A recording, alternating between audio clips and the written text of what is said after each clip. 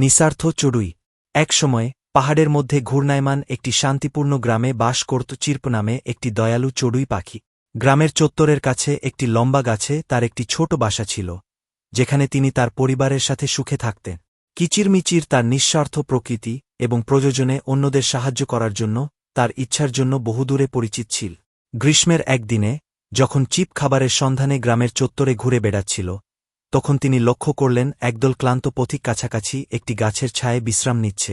তাদের ক্লান্ত এবং ক্ষুধার্ত দেখাচ্ছিল, তাদের দীর্ঘ ভ্রমণের ক্লান্তিতে তাদের মুখগুলি আঁকা হয়েছে।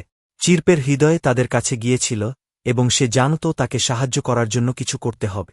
বিনা দ্বিধায় চির্প তার নিডে ফিরে গেল এবং তার পরিবারের জন্য সে সংগ্রহ করা সমস্ত বীজ এবং শস্য সংগ্রহ করল। তারপরে তিনি ভ্রমণকারীদের কাছে ফিরে যান এবং খাবারটি তাদের পায়ের কাছে ফেলে দেন।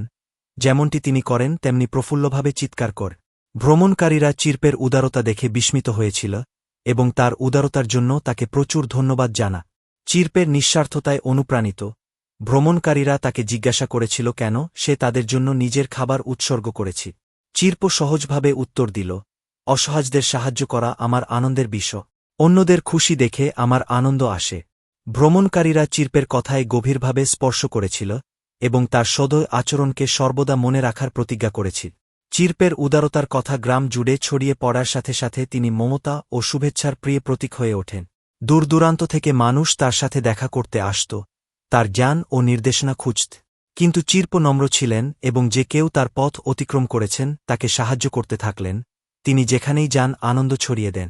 এবং তাই নিঃস্বার্থ চড়ুইজের গল্প চির্প একটি অনুস্মারক হিসাবে কাজ করে, যে সত্যিকারের সুখ আসে অন্যকে নিঃস্বার্থভাবে দেওয়ার মাধ্যমে। অন্ধকারে ভরা পৃথিবীতে দয়া ও করুণার কাজগুলি এমনকি অন্ধকারতম দিনগুলিকেও আলোকিত করার ক্ষমতা রাখে।